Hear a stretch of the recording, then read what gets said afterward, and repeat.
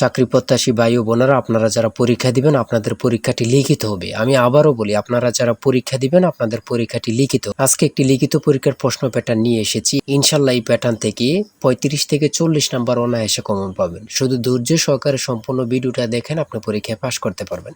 পরীক্ষার প্রশ্ন প্যাটার্ন যেমন থাকবে সেম প্যাটার্নে আমরা একটি চূড়ান্ত সাজেশন তৈরি করেছি, একদম শর্ট করে।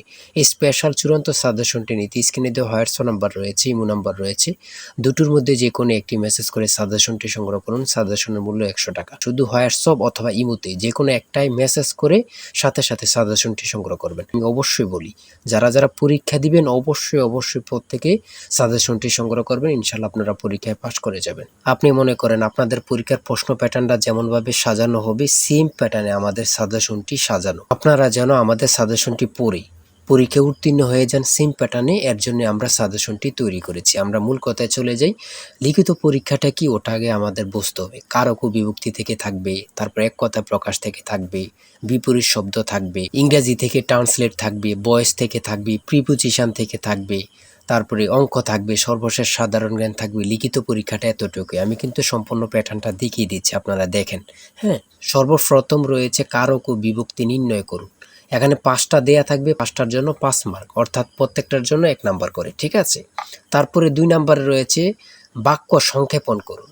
বাক্য সংক্ষেপণ করুন, এখানে 5টা দেয়া থাকবে, 5টার জন্য 5 মার্ক কিন্তু আপনারা পেয়ে যাবেন। তারপরে 3 নাম্বারে রয়েছে অর্থসহ বাক্য রচনা করুন। অর্থসহ বাক্য রচনা করুন বাক দ্বারা। আপনারা এখানে 3টা থাকতে পারে, 5টা থাকতে পারে, প্রত্যেকটার জন্য 1 নাম্বার করে। হ্যাঁ, তারপরে রয়েছে সমার্থক শব্দ লিখুন। এখানে 2টা দিয়েছে, অনেক সময় সমার্থক শব্দ থাকে না, ঠিক আছে, এটা থাকলেও থাকতে পারে। হ্যাঁ, তারপরে রয়েছে 5 নম্বরে রয়েছে প্রবাসী আয় বৃদ্ধিতে করণীয় বিষয়ে সংক্ষিপ্ত প্রবন্ধ রচনা করুন। এখানে কিন্তু বর্তমানে প্রবাসী যারা রিমিটেন্স পাঠায়, এটা কিন্তু খুবই গুরুত্বপূর্ণ বাংলাদেশের জন্য। এই সম্পর্কে কিন্তু আপনাদের শর্ট করে একটি রচনা লিখতে বলবে, এটার জন্য কিন্তু 5 নাম্বার। হ্যাঁ, তারপরে সংক্ষেপে কয়েকটি প্রশ্ন থাকবে। তাই বলি অবশ্যই আমাদের চ্যানেলটি সাবস্ক্রাইব ও পেজটি ফলো দিয়ে রাখবেন। কেন? পরীক্ষার নোটিশ, পরীক্ষার রেজাল্ট, পরীক্ষার প্রশ্ন সমাধান, যাবতীয় সকল তথ্য সবার আগে আমরা ভিডিও আপলোড দিয়ে রাখি। আপনি যদি চ্যানেলটি সাবস্ক্রাইব, পেজটি ফলো দিয়ে রাখেন, সবার আগে চলে যাবে আপনার কাছে নোটিফিকেশন। মনে করেন আপনি পরীক্ষা দিয়েছেন, পরীক্ষার প্রশ্ন সমাধান দেখিয়ে দিব, তারপরে রেজাল্টের অপেক্ষা করা লাগবে না, আমাদের চ্যানেলে পেয়ে যাবেন, সকল তথ্য পেয়ে যাবেন, এবং কি নতুন নতুন চাকরির তথ্য পেয়ে যাবে। সার্কুলার দেওয়ার সাথে সাথে আমাদের চ্যানেলে আপলোড দেওয়া হবে। আপনি শুধু আমাদের চ্যানেলটি সাবস্ক্রাইব, পেজটি ফলো দিয়ে রাখলে সবার আগে চলে যাবে আপনার কাছে নোটিফিকেশন। তাই অবশ্যই চ্যানেলটি সাবস্ক্রাইব, পেজটি ফলো দিয়ে আমাদের মেম্বার সদস্য আমাদের সাথে থাকবেন। সংক্ষিপ্ত প্রশ্নের উত্তর দিন। এখানে 5টা থাকবে, 6টা থাকবে, যতটা প্রশ্ন থাকে অতটা প্রশ্নের মান কিন্তু 1 করে। হ্যাঁ,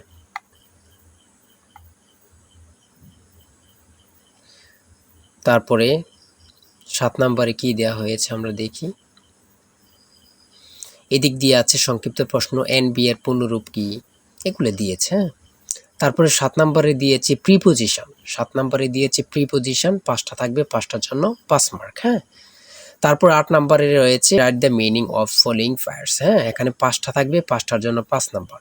অর্থাৎ আমি বলি যতটি প্রশ্ন থাকবে ঠিক অত নাম্বার থাকবে। হ্যাঁ, একটা থাকলে 1 নাম্বার, 2টা থাকলে 2 নাম্বার, এমনভাবে কিন্তু লিখিত পরীক্ষা অনুষ্ঠিত হয়ে থাকে।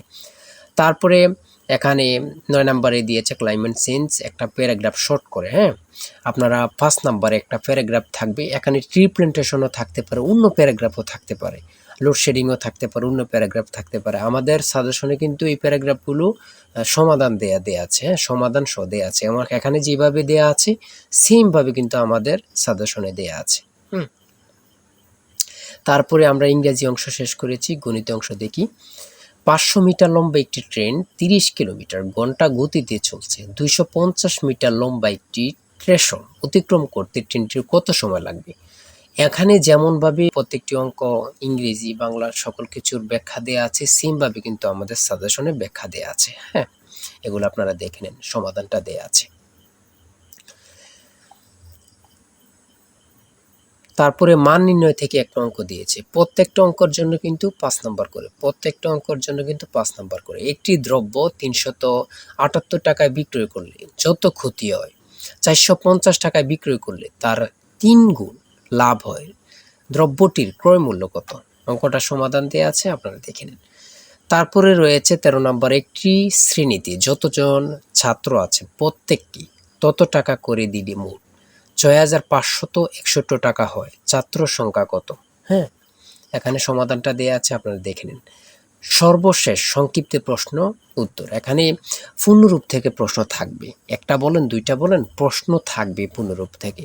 হ্যাঁ, এখানে যেমন দিয়েছি এটিএম এর পূর্ণরূপ কি, তারপরে রয়েছে জাতিসংঘের নামকরণ করেন কি, অথবা জাতিসংঘ সনদ কবে কার্যকর হয়।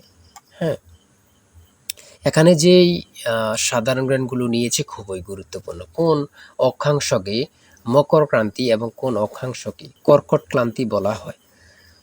তারপরে রয়েছে 2025-2026 অর্থ বছরের প্রস্তাবিত বাজেট কত। বর্তমানে বাংলাদেশের মানুষের মাথাপিছু আয় কত। খুবই গুরুত্বপূর্ণ একটি প্রশ্ন। আয়তন বাংলাদেশের সবচেয়ে বড় জেলা এবং সবচেয়ে ছোট জেলার নাম লিখুন। খুবই গুরুত্বপূর্ণ। বর্তমানে যে প্রশ্নগুলো আসে সেগুলো নিয়ে কিন্তু আমাদের সাজেশনটি রচিত। তারপরে রয়েছে জাতীয় স্মৃতিসৌধ ও কেন্দ্রীয় শহীদ মিনারের স্থপতি কে।